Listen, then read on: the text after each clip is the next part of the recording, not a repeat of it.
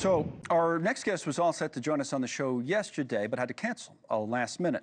After we heard about the cancellation, we later learned about an incident that took place right along the border. And it was on his X account, where suspected cartel gunmen were firing in from Mexico at U.S. Border Patrol agents.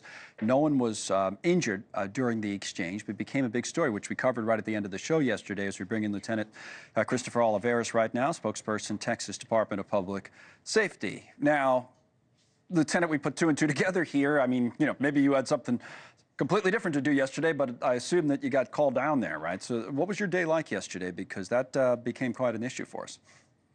Yeah, Connell. So my apologies, obviously, to the network and to your show for canceling at the last minute. But obviously, this situation happened like right during that hour, and we were pretty much tied up for pretty much towards the evening. So this was a ongoing, active situation where, as you just mentioned there, U.S. Border Patrol agents were shot at, by cartel members from Mexico. And as that was developing, we had to respond to that situation, actually monitor the movements of those individuals. And what you see right there on TV on your screen there is actually drone images from our drones, which I wanted to share to let the American public understand exactly what type of threats we're dealing with on a daily basis. Yeah, in real time, still a dangerous situation without a doubt. It was one of the agents down there, the agent in charge, as a matter of fact, who spoke to NewsNation about the situation and said the following. Let's listen.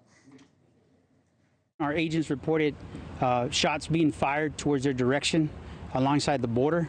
The shots were coming in from Mexico, and they did return fire. They took cover, and they immediately requested backup. Backup was rendered, and subsequently, we've been working with our local and state partners.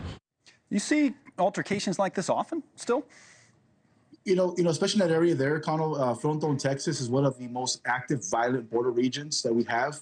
And even last year, I actually go back further than that. For decades, the Mexican drug cartels have used that area to facilitate drug smuggling, human smuggling. And even back in 2023, we actually acquired a piece of land, 170 acres, that was used by the cartels to seek refuge for that particular manner for drug smuggling and human trafficking.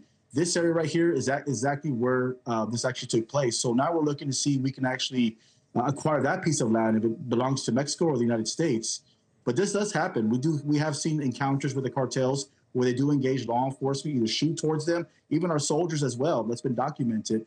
And this is all because of this crackdown that's taking place throughout the country as we see more, a more aggressive stance on illegal immigration, also decreasing the number of illegal border crosses between the ports of entry. That is going to impact the profits of the cartels. And with that, we do expect to see an escalation in the threats. Okay, let me ask you about that before I let you go then. So you're talking about the lower number in terms of encounters, and then the arrests, these various operations in a number of cities. I have it on the tablet. We'll put it up and look at the opening days of the Trump administration. So, new Homeland Security Secretary was just speaking. She was here in New York observing some of this. But you see, it started off relatively slow, or normal maybe is a better word, but then the last few days these arrests have really picked up, either close to or more than 1,000. What would you say from your point of view, experience in all of this, is the tangible difference one administration to another? What are you noticing?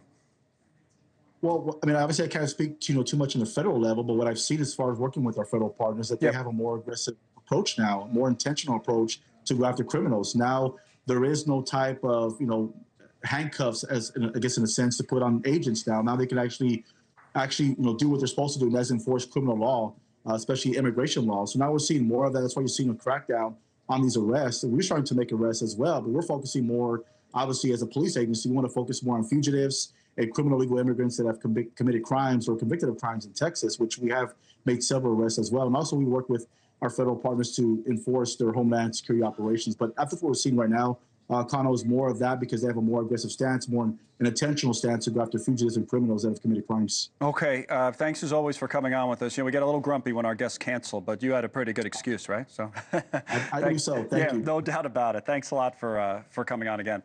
Thanks so much for watching. Just go to joinnn.com to find NewsNation on your television provider. And don't forget to click the red subscribe button below to get more of NewsNation's fact-driven, unbiased coverage.